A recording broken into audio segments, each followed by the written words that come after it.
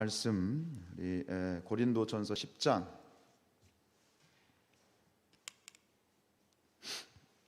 고린도전서 10장 1절로 13절 말씀입니다.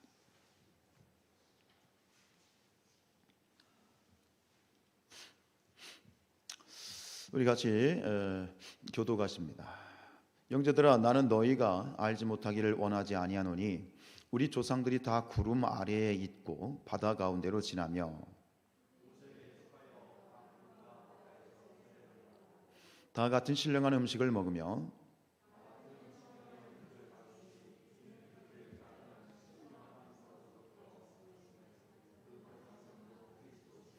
그러나 그들의 다수를 하나님이 기뻐하지 아니하셨으므로 그들이 광야에서 멸망을 받았느니라.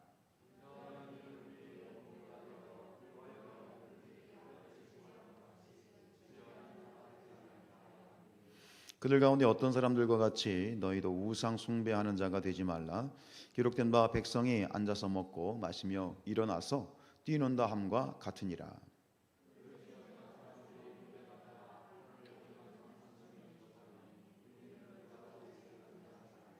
그들 가운데 어떤 사람들이 주를 시험하다가 뱀에게 멸망하였나니 우리는 그들과 같이 시험하지 말자.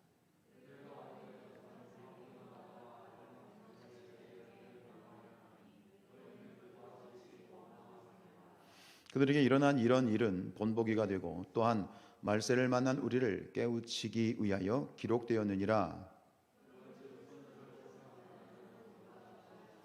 같이 읽습니다. 사람이 감당할 시험 밖에는 너희가 당한 것이 없나니 오직 하나님은 미쁘사 너희가 감당하지 못할 시험 당함을 허락하지 아니하시고 시험 당할 즈음에 또한 피할 길을 내사 너희로 능히 감당하게 하시느니라. 아멘. 네, 오늘 이 새벽에 함께 예배하는 우리 모든 사랑하는 성산의 가족들을 주님의 이름으로 사랑하고 축복합니다. 우리가 계속해서 지금 40일 특별 새벽 기도에 또 많은 분들이 참 기도를 새벽을 깨우고 함께 기도하고 계신데 너무 감사해요. 또 우리에서 이 모든 일들에 기도하는 일에 동참을 하고 또 지금이 바로 기도하기에 가장 좋은 계절인 줄로 믿습니다. 자, 오늘 말씀 여러분들 읽으시면서 13구절의 말씀을 읽었는데 이 말씀을 이렇게 읽으시면서 혹시 머릿속에 이렇게 반짝하고 떠오르는 그런 어떤 그 사자성어, 고사성어가 혹시 떠오르지 않으셨습니까? 이 말씀을 읽으면서 번뜩 아주 대번에 제 마음속에 떠오른, 머릿속에 떠오른 이 고사성어가 있습니다. 타산지석이란 말 혹은 반면교사라라는 말이 있죠. 타산지석, 반면교사라라고 하는 이 고사성어가는 둘 다 뭐 같은 의미를 가지고 있는데 다른 사람의 어떤 이 언행, 다른 사람의 실패 뭐 이런 것들을 교훈 삼아서 우리가 그런 것들을 교훈 삼아서 그런 어떤 우를 범하거나 실패를 범하지 말라라는 의미의 사자성어입니다. 오늘 이 고린도전서 10장 10절로 1절로 10절 말씀 13절 오늘 이 본문 말씀을 참 그 주제를 정확하게 표현하기에 이보다 더 좋은 그러한 표현이 없는 것 같습니다. 계속해서 이 고린도전서 8장, 9장, 10장 정확하게 얘기하면 11장 1절까지 이 세 장이 가지고 있는 이야기는 이제 고린도 교회가 바울 목사님에게 고린도 교회가 가지고 있는 문제에 대해서 직접 글로 써서 질문한 두 번째 문제죠. 그것은 바로 우상 제물을 먹을 수 있느냐, 먹으면 안 되냐 이런 어떤 우상 제물 취식의 문제인데 계속해서 제가 반복해서 말씀드렸던 것처럼 이에 대한 바울의 답변, 바울이 말하는 신앙적인 원칙은 뭡니까?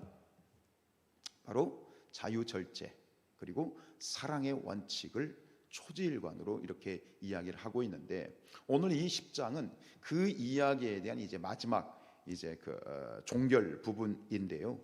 특별히 오늘 본문은 이 10장은 이제 그 이스라엘 그 고린도 교회가 가지고 있었던 이런 어떤 그 절제하지 못함 그리고 교만함 이런 것들에 대해서 교훈하기 위해서 사도 바울이 과거의 역사를 끄집어 옵니다.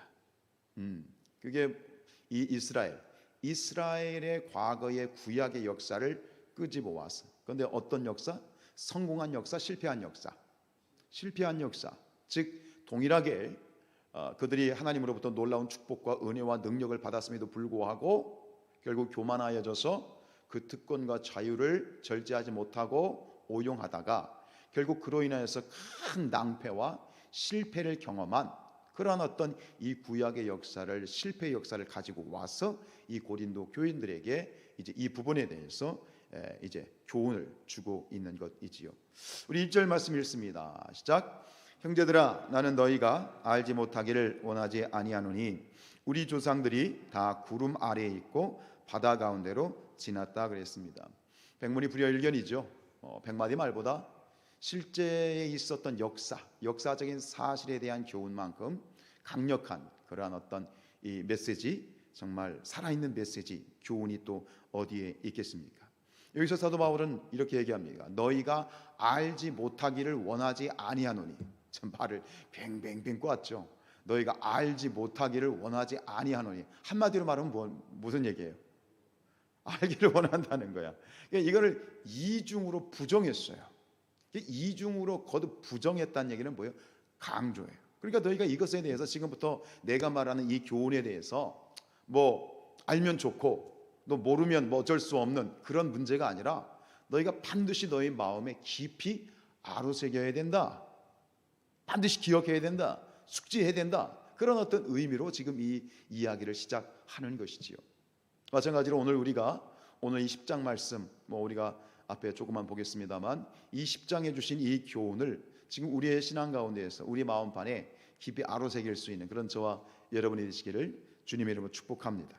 자, 오늘 말씀을 통해서 사도 바울이 이야기하고 있는 이 이스라엘의 구약의 역사 속으로 한번 우리가 시간 여행을 떠나보지요. 지금 이 10장 1절 하반절에 보면 이렇게 얘기합니다. 우리 조상들이 다 구름 아래에 있고 바다 가운데로 지났다. 자, 어떤 이 구약의 어떤 사건이 머릿속에 떠오르십니까? 눈치가 백단이죠. 너희 조상들이 구름 아래에 있고 바다 가운데, 이 구름 아래에 있다는 것은 뭐죠?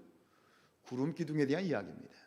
이스라엘 백성들이 이제 출애굽한 다음에 40년 동안 낮에는 구름 기둥, 밤에는 불 기둥으로 이스라엘 백성들을 인도하시고 보호하셨던 그 구름 기둥이죠. 그리고 바다 가운데로 지나갔다는 거예요.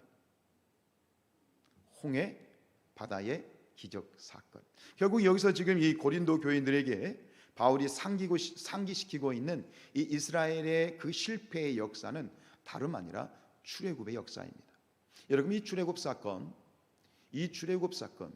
이것이 이스라엘의 역사와 그리고 여호와 하나님을 믿는 그 믿음에 있어서 이 출애굽 사건이 차지하고 있는 그 중요성은 어마어마합니다. 여러분, 시편을 읽어보시면 시편에서 계속 반복되어 나오는 주제들이 출애굽에 관한 이야기예요. 신약의 건너와도 마찬가지. 모든 성경 66권을 통해서 이 출애굽의 하나님의 구원의 역사는 그 의미가 가지고 있는, 그 속에 담겨 있는 하나님의 능력과 하나님의 구원하심과 하나님의 사랑과 하나님의 능력과 하나님의 섭리는요 어마어마한 거예요.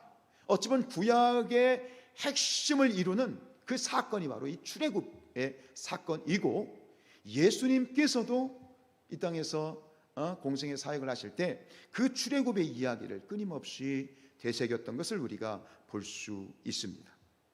여러분, 여기서 결국은 이 구름 아래에 있다라고 하는 건 뭐예요? 단순히 공간적이고 물리적으로 이 아래에 있다는 것이 아니라 하나님의 보호하심과 하나님의 인도하심 아래에 있다는 거예요.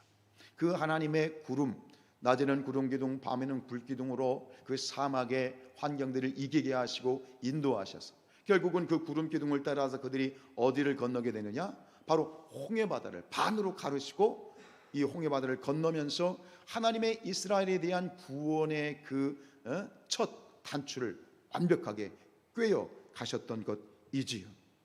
그런데 이 홍해의 바다 사건, 홍해를 건넌 이 사건은 단순히 홍해를 건넜다라고 하는 그런 역사적인 사건 스토리를 넘어서 또 이것이 가지고 있는 영적인 의미가 또 어마무시합니다. 이 홍해 바다를 건넌 것은 영적으로 말하면 무엇과 연관이 되어 있다? 세례와 연관이 되어 있습니다.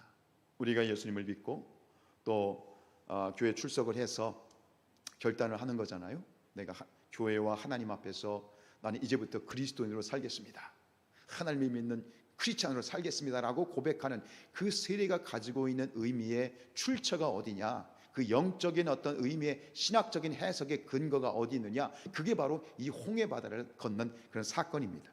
그래서 2절에 이야기합니다. 2절 시작. 모세에게 속하여 다 구름과 바다에서 세례를 받았다.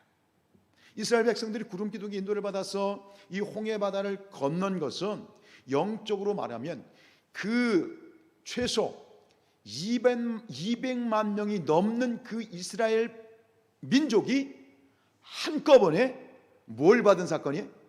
세례를 받은 사건이에요. 한번 생각해 보십시오.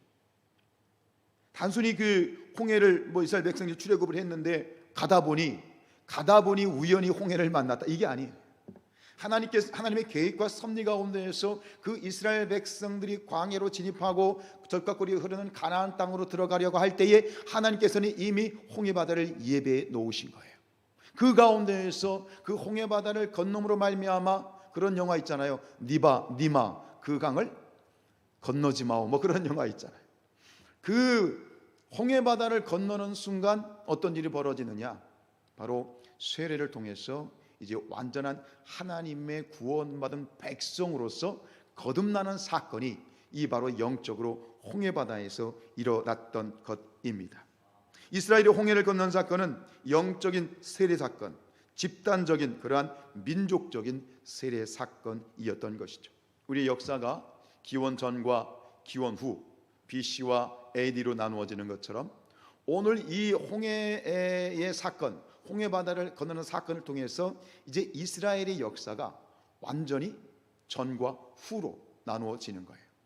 그 이스라엘의 모든 과거, 노예의 삶, 그들이 가졌던 모든 과거에 이했던 것들은 다 홍해 바다에 수장되어진 것이고, 이제 다시 홍해 바다가 닫히면서 새롭게 시작되는 그 첫 걸음은 이제 거듭난 자로서 하나님의 구원받은 백성, 제사장의 나라, 거룩한 백성으로서 거듭난 존재로, 중생한 존재로서의 새 출발을 의미하는, 그것을 우리에게 모델로 보여주는 너무너무 중요한 사건입니다. 그리고 이 놀라운 역사가 우리 안에, 우리의 개인의 인생에 딱 들어오는데, 그 내 개인의 인생에 들어오는 순간이 언제인 거예요? 영적인 이스라엘의 모든 성도들이 바로 이 출애굽의 홍해의 사건을 자신의 것으로 소유하는 그런 시간이 있어요. 그 시간이 언제인 거예요? 예수 그리스도를 믿고 세례를 받는 순간인 거예요. 예수 그리스도를 믿음으로 말미암아 믿고 세례를 받음으로써 우리 인생의 과거는 모두 물속에 수장되어지고 이제 새로운 존재로 새 출발을 시작하는 것이다. 그래서 고린도후서 5장 17절 말씀입니다. 시작. 그런즉 누구든지 그리스도 안에 있으면 새로운 피조물이라, 이전 것은 지나갔으니 보라 새 것이 되었도다. 할렐루야. 우리는 그런 존재입니다. 그저 세상에 나가면 예수 믿기 전이나 예수 믿은 후나 겉으로 보기에는 달라진 것이 없잖아요. 그냥 세상에 나가면 아저씨고 아줌마고 선생님이고 사모님이지만, 그러나 영적으로 보면 우리 안에는 돌이킬 수 없는 놀라운 영적인 특권이 생겼고, 은혜가 생겼고, 능력이 생겼고, 우리는 이 땅에 살지만 이 땅에 속한 자들이 아니라 우리는 천국 시민의 권리를 가지고 살아가는 자들입니다. 이것을 잊지 마셔야 돼요. 할렐루야. 언제어디서나 이런 특권이 우리에게 있음을 우리가 잊으면 안 되는 거예요. 자, 그러면서 3절 읽습니다. 3절 시작. 다 같은 신령한 음식을 먹는다. 역시 이 모든 것이 이제 출애굽 사건의 이 배경 속에 있다면, 이스라엘 백성들이 먹었던 신령한 음식은 뭔가요? 만나인 거죠. 근데 만나라고 얘기하지 않고 왜 신령한 음식이라고 표현을 했을까요? 그것은 그 안에 있는 영적인 의미이죠. 무슨 얘기입니까? 이스라엘 백성들이 먹었던 그 신령한 음식 만나는, 결국 영적으로 말하면 뭐냐? 예수 그리스도의 몸을 상징하는 떡을 말하는 거예요. 그런데 우리는 그 떡을 언제 먹습니까? 성찬식에서 먹게 되는 것이죠. 이 예수 그리스도의 몸을 상징하는 성만찬의 떡에 대한 모형이 바로 만나입니다. 우리 요한복음 6장 54절입니다. 시작. 내 살을 먹고 내 피를 마시는 자는 영생을 가졌고 마지막 날에 내가 그를 다시 살리리라. 우리 그리스도인은 어떤 존재들이에요? 예수님의 살을 뜯어먹는 존재야. 예수님의 피를 마시는 존재예요. 아멘? 끔찍합니까? 예수님이 이 말씀하실 때도 사람들이 이해를 못해가지고 예수님을 떠났다고 그랬어. 여러분, 우리는 예수님의 살을 먹고 예수님의 피를 마시는 거예요. 그렇기 때문에 예수님 당신이 우리의 신령한 음식이신 거죠.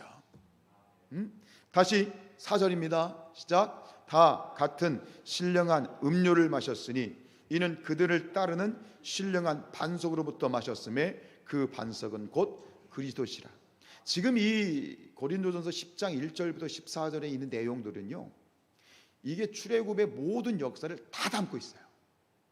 이게 굉장히 어마어마한 그런 모든 내용들이 다 이 안에 숨겨져 있는데, 여기서 말하는 이 신령한 음료는 뭘까요? 이 신령한 음료와 관련된 출애굽의 사건이 뭘까요? 네, 모세가 이스라엘 백성들이 물이 없다고 막 또 불평불만하니까 르비딤에서 가데스에서 부엘에서 그 지팡이로 반석을 내리쳐서 물이 나오게 했던 사건, 이것이 바로 다 같은 신령한 음료를 마셨다라고 하는 그런 구약의 역사 스토리이지요. 그런데 여기서 재미있는 표현이 있어요. 이는 그들을 따르는 신령한 반석으로부터 마셨다고 그랬어. 그럼 여기서 표현을 보면 지금 이스라엘 백성들을 뭐가 따라다녔다는 거예요? 신령한 반석이 이스라엘 백성들을 따라다녔다는 거예요. 그 반석이 뭐 바퀴가 달려가지고 가는 곳마다 줄줄줄 따라다녔나요? 근데 진짜 이 자료를 보니까 유대인들 랍비들 사이에서는 정말 그걸 믿었대.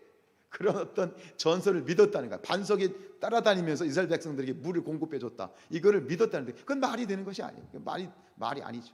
그런데 뒤에 분명히 얘기하잖아요. 그 반석은 누구다? 곧 그리스도라.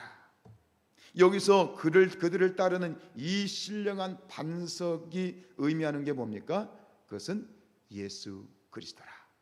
앞에서 이스라엘 백성들이 먹었던 만나가 무엇이다? 예수 그리스도라.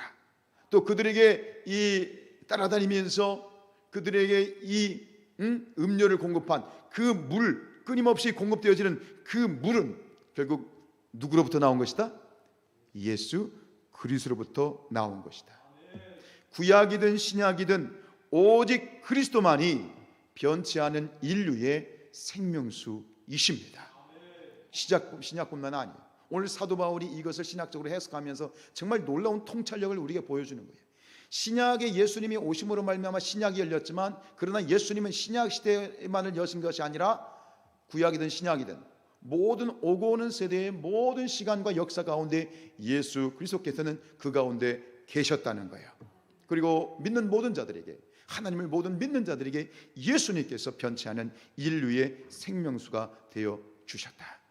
요한복음 7장 38절 말씀 시작. 나를 믿는 자는 성경의 이름과 같이 그 배에서 생수의 강이 흘러 나오리라. 아멘. 이 시간 예배하는 모든 분들, 여러분 심령 깊은 곳에서 생명수가 흘러 넘치시기를 축복합니다. 여러분, 우리가 주님 앞에 나와서 시간마다 나와서 예배하게 될 때 여러분 예배 유익이 있잖아요. 그렇지 않습니까? 그냥 여러분들 의무감으로 이 자리에 나와 계시나요? 내가 장로니까, 내가 권사니까 그래도 내가 교회를 지켜야지, 내가 안 가면 교회 수요예배 자리 텅텅 빌 거야, 그래서 나오셨나요? 뭐 그것도 감사해요. 근데 여러분, 우리가 예배 가운데 나올 때 예배를 드림으로 말미암아 우리가 얻는 것이 있어요. 그래야 안 그래요? 예배하고 찬양하고 기도하고 말씀을 듣게 될 때 우리 안에 신령한 은혜가 있단 말이에요. 뭐 아멘 안 하셔도 그런 줄로 믿습니다. 얻는 게 있어야, 사람이 뭘 하면은 열매가 있고 얻는 게 있어야 재미가 있잖아요. 그죠? 예배 가운데 우리가 왜 나와요? 예배의 맛을 몰라. 그러니까 맛을 모르니까 그 자리를 사모함이 없는 거예요. 근데 여러분, 제대로 하나님 앞에 영과 진리로 예배하게 될 때, 이 예배할 때 말씀과 기도와 찬양을 통해서, 예배를 통해서 우리가 영혼이 맛보는 게 있어요. 무엇을 맛보십니까? 우리 영혼의 시원함을 맛보지 않습니까? 우리 영혼에 무엇인가 채워지는 영적인 충만함이 느껴지지 않으십니까? 뭐 그렇지 않다면 어쩔 수 없지만, 여러분이 이 예배 가운데, 이 예배를 통해서 우리 안에 영이 시원해지고, 답답함이 시원해지고, 내 안에 어떤 부족함이 만족함을 얻게 되고, 내 안에 어떤 헛헛함이 충만함을 얻게 되어지는 줄로 믿습니다. 그것이 정상이지요. 그게 예배지요. 그렇습니다. 여러분, 4절 말씀, 곧 그 반석은 무엇이다? 그리스도이시다. 반석이신 예수 그리스도께서 이스라엘 백성들이 가는 길에 언제나 그들과 동행해 주시고, 그들을 결코 버리지 아니하시고, 그들을 구름 기둥과 불 기둥으로 인도하셨습니다. 마찬가지로 영적인 이스라엘 모든 그리스도를 믿는 그 모든 자들에게 우리 예수께서는 반석이 되어 주셔서 그 가는 길마다 언제나 우리와 동행해 주시고, 역시 우리를 복된 길로 인도하시고 우리를 지켜 주시는 줄로 믿습니다. 뿐만 아니라 우리에게 신령한 음식과 신령한 물을 공급해 주셔서 이 광야와 같은 이 세상 길을 하루하루 이기고 버티고 승리할 수 있도록 이끄시는 분이 누구십니까? 예수 그리스도이시다. 주님이 우리의 반석이시다. 할렐루야. 이런 때는 아멘 해도 돼요. 할렐루야. 보시죠. 우리 빌립보서 1장 6절요. 시작. 너희 안에 착한 일을 시작하신 이가 그리스도 예수의 날까지 이루실 줄을 우리가 확신하노라.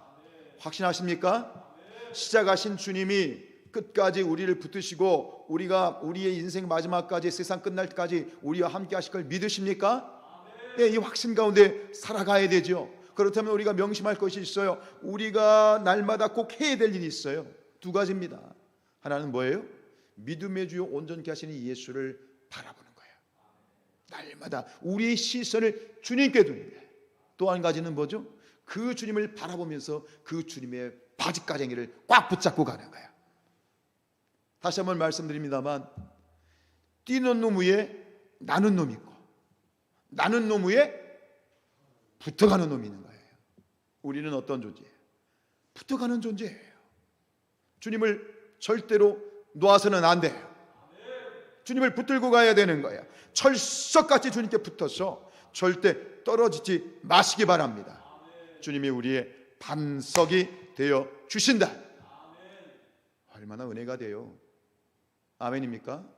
얼마나 힘이 돼요. 얼마나 위로가 됩니까? 여러분들이 뭐 겉으로 아멘 안 하셔도 아멘이잖아요. 얼마나 큰 특권이에요. 세상이 알 수 없는, 세상이 누릴 수 없는 이 놀라운 은혜고 능력이고 축복이잖아요. 이 축복이 이스라엘 백성들의 그 광야 40년 동안 하나님께서 그들과 함께 하신 거죠. 그리고 그 고린도 교인들, 지금 사도 바울이 편지 쓰고 있는 그 고린도 교인들의 인생 가운데서 이와 같이 주님께서 이스라엘 백성, 그 고린도 교인들을 이끌어 주셨죠. 그리고 지금 우리를 주님이 그렇게 이끌고 계시죠. 그런데 5절 말씀 시작. 그러나 그들의 다수를 하나님이 기뻐하지 아니하셨으므로 그들이 광야에서 뭘 받았다? 뭔가 이 분위기가 심상치 않잖아요. 앞에서 할렐루야 아멘 그렇습니다. 와 이렇게 갑자기 막 불 끓다가 찬물 얹으면 쑥 꺼지는 것처럼 지금 뭔가 분위기가 싸해지고 있죠. 그들의 다수를 하나님이 기뻐하지 아니하셨으므로 그들이 광야에서 멸망을 받았다. 여러분, 이 5절 이것과 이 사건 5절에서 이야기하고 있는, 사도 바울이 이야기하고 있는 이 구절과 관련된 역사적인 사건이 무엇일까요? 이스라엘 백성들의 다수입니다. 자, 출애굽을 한 이스라엘 백성들이 약 200만이야. 남자 20세 이상 된 남자만 40만 명이기 때문에 60만 명이기 때문에 어림잡아 200만. 200만 명 중에 다수가 어떻게 됐다? 광야에서 죽었다. 그와 관련된 이 구약의 출애굽의 사건이 무엇입니까? 민수기 14장에 나와 있는 가나안 정탐 보고 사건입니다. 그렇죠? 이스라엘 백성들이 가데스 바네아에서 12명의 정탐꾼을 보내서 40일을 정탐하고 돌아와 가지고 그걸 보고하는 거예요. 여호수아와 갈렙을 포함한 12명. 그런데 정탐을 마치고 돌아온 이 정탐꾼들이 이 여호수아 갈렙을 제외하고 한다는 얘기가 뭐예요? 우리는 메뚜기와 같다. 우리 저 가나안 땅에 들어갔다는 어떻게 된다? 다 개죽음 당한다. 그 얘기를 듣고 이스라엘 백성들이 또 뭐라고 얘기해요? 원망하면서 이게 무슨 개죽음이냐? 애굽에 있을 때가 더 나았다. 차라리 여기서 죽여달라. 뭐 이렇게 지금 나오는 거예요. 근데 그 모습을 보고 그 반응을 보고 하나님이 심각하게 실망하십니다. 너무너무 실망하십니다. 아니, 화가 나신 거죠. 지금까지 너희들에게 베푼, 그리고 너희들이 받은, 너희들이 가지고 있는 그 특권과 그 은혜와 그 놀라운 수많은 기적들, 그것들을 보면서도 지금 그 정탐을 하고 돌아온 사람들이 부정적인 말을 듣고 이스라엘 백성이 들고 일어나는 것을 보고 하나님이 기가 막히신 거예요. 그래서 이렇게 말씀하시죠. 민수기 14장 34절입니다. 시작. 너희는 그 땅을 정탐한 날인 40일에 하루를 1년으로 쳐서 그 40년간 너희의 죄악을 담당할지니 너희는 그제서야 내가 싫어하면 어떻게 되는지를 알리라 하셨다. 여기서 말씀하신 내가 싫어하면 어떻게 되는지. 그래서 아시는 것처럼 40일을 연으로 바꿔서 40년 동안 가나안 땅에 들어가지 못합니다. 실제적인 거리로 따지면 보름이면 좋게 가나안 땅에 들어갑니다. 거리적으로 보름이면 들어갈 수 있는 거리를 40년 동안 들어가지 못하는 겁니다. 그리고 더 중요한 건 뭐죠? 출애굽을 해서 나온 사람들 중에 출애굽 1세대, 즉 20세 이상 된 사람들은 여호수아와 갈렙을 제외하고 한 사람도 가나안 땅에 들어가지 못했다. 가나안 땅에 들어가지 못했다는 얘기, 그들이 어디에서 죽었다? 광야에서 죽었다는 거예요. 왜 40년이냐? 40년은 그들을 이 광야에 매장하기 위한 기간인 거예요. 아주 참담하고 참혹한 그러한 이 하나님의 엄중한 그런 심판을 받게 되는 것이지. 우리 35절 또 읽지요. 시작. 나 여호와가 말하였거니와 모여 나를 거역하는 이 악한 회중에게 내가 반드시 이같이 행하리니 그들이 이 광야에서 소멸되어 거기서 죽으리라. 이스라엘 백성은 이 세상에 존재하는 수많은 백성들 가운데 선택받은 자들입니다. 선민이지요. 그리고 이 출애굽의 모든 과정 가운데에서 그들에게 보여주신 하나님의 특별한 특권과 은총과 능력은 정말로 대단한 것이었습니다. 근데 그것을 결국 그 은혜를 그들이 은혜로 받지 못하고 교만해져서 결국 그 자유와 특권을 오용하고 만 것이지요. 그 결과는 너무나도 참담하고 엄중했습니다. 여러분, 이처럼 엄중하고 참담한 이 이스라엘 과거의 역사의 심판이 이것이 비단 과거에 있는 이스라엘 그러한 백성들에게만 국한되는 것이냐? 1차적으로 사도 바울이 고린도 교인들에게 얘기하는 거예요. 이것은 이스라엘 조상들의 이야기가 아니다. 이 이야기는 곧 누구의 이야기다? 너희들의 이야기다. 너희들의 교만을 봐라. 너희들이 지금 신령한 은사를 받고 체험이 있고 성만찬에 참여하고 주님의 피와 살을 먹고 또 세례를 받고 그것을 보면서 너희들은 스스로 교만하여져서 엉뚱하게 우상 숭배하고 있고 이게 엉뚱한 짓을 하고 있단 말이야. 그거로 인하여 너희들 구약에서 하나님께서 이스라엘 백성들을 그렇게 치셨던 것처럼 너희도 그렇게 심판을 받을 수 있다 라고 말하고 있는 거예요. 그리고 또다시 이 말씀은 지금 또 누구에게 적용되는 거예요? 우리에게도 동일하게 적용되는 것이지요. 바로 반면교사요 타산지석입니다. 고린도 교인들은 광야에서 이스라엘 백성들이 그랬던 것처럼 신령한 음식과 음료 즉 성만찬을 통해서 예수 그리스도의 피와 살을 먹기 때문에 먹을 수 있기 때문에 그 특권을 가지고 있기 때문에 그렇기 때문에 어떤 일이 있어도 자신들은 보호해 주실 것이다. 자신들은 어떤 재앙으로부터 다 보호해 주실 거라고 하는 그런 어떤 엉뚱한 교만에 착각에 빠져 있었습니다. 앞서 9장 27절에서 사도 바울이 이런 말을 하잖아요. 내가 내 몸을 쳐 복종하게 함은 내가 남에게 전파한 후에 자신이 도리어 버림을 당할까 두려워함이로다. 사도인 이 사도 바울 자신이 가지고 있는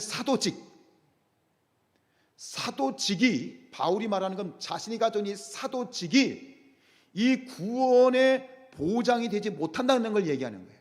쉽게 얘기하면 제가 목사가 되었다라는 이 목사직이 저의 구원을 보장해 주지 못한다는 얘기예요. 착각하지 말라는 거예요. 여러분 어떻게 해야 되겠습니까? 우리 12절 말씀입니다. 시작. 그런즉 선줄로 생각하는 자는 넘어질까 조심하라. 오늘 이 10장 말씀이 참 은혜가 되는 구절들이 굉장히 많은데 선줄로 생각하는 자는 반드시 넘어집니다. 교만은 패망의 선봉이고 자고함은 넘어짐의 앞잡이입니다. 기억하십시오. 선줄로 생각하는 자는 반드시 넘어집니다. 베드로전서 2장 16절요. 시작. 너희는 자유가 있으나 그 자유로 악을 가리는 데 쓰지 말고 오직 하나님의 종과 같이 되라. 여러분 우리가 누리고 있는 특권, 사실 이 특권이 무엇인지조차 모르는 사람도 있지만 우리가 천국 시민으로서 가지고 있는 이 특권은 정말 놀랍고 놀랍습니다. 예수 그리스도를 믿음으로 말미암아 우리는 죄와 사망의 법에서 해방이 되었습니다. 어떤 죄도 우리를 저 지옥의 불구덩이로 이제부터는 끌어들일 수가 없습니다. 우리는 생명의 성령의 법에 지배를 받는 자들입니다. 저 천국의 시민이기 때문에 우리 이 땅의 법이 아니라 천국의 법, 생명의 성령의 법, 그래서 영적인 치유의 법권자들입니다. 죄가 있어도 부족함이 있어도 우리는 죄로 인하여 정죄를 받지 않습니다. 이것이 복음의 핵심이지요. 특권이지요. 그러나 조심해야 된다. 교만하지 말라는 거예요. 구원의 자유와 특권을 남용하거나 오용하지 말아야 되는 거예요. 선줄로 생각하는 자는 넘어질까 조심하라. 세상에서 당연한 거겠지만 우리 그리스도인들에게 있어서도 굉장히 중요한 이 측면이 있는 건 뭐냐면 사탄이 가장 좋아하는 종류의 사람이 누굴까요? 네, 교만한 사람입니다. 사단이 가장 좋아하는 종류의 사람, 그리고 사단의 종 노릇을 하기에 가장 적당한 종류의 그런 유형이 바로 교만한 사람이에요. 그럼 반대로 사탄이 가장 싫어하는 종류의 그리스도인은 누굴까요? 심령이 가난한 사람입니다. 늘 목마른 사람, 늘 배고픈 사람. 심령이 가난한 자가 복이 있느니라. 의에 줄이고 목마른 자가 복이 있느니라. 여러분 건강한 신앙은요, 여러분 그렇잖아요. 끼니 때가 되었는데 배가 안 고파. 정상이에요, 비정상이에요? 식사 때가 됐는데 배가 안 고파요. 그럼 건강한 거예요? 아니면 뭐가 문제가 있는 거예요? 문제가 있는 거죠. 마찬가지예요. 우리도 끊임없이 영적으로 배가 고파져야 돼요. 말씀을 대하지 않고 기도하지 않고 예배하지 않으면 내 이 심령이 배고파가지고 죽어야 돼요. 목이 말라가지고 그냥 못 견딜 것 같아가지고 기도하고 말씀 읽고 예배 자리로 나오는 게 이게 정상이야. 말씀 없고 기도하지 않고 예배하지 않는데 멀쩡해. 그건 비정상이에요. 여러분, 심령이 가난한 거야. 우리가 날마다 목말라야 돼요. 목말라야 되고 배고파야 되고 갈증이 있어야 돼요. 겸손이죠. 그러한 자를 하나님이 기뻐하십니다. 그러한 자를 하나님이 들어 쓰십니다. 저와 여러분이 우리 사랑하는 성산교회 모든 성도님들, 특별히 이 자리에 함께 예배하는 저와 우리가 그러한 하나님의 복된 심령을 소유한 그런 분들이 되시길 주님의 이름으로 축원드립니다.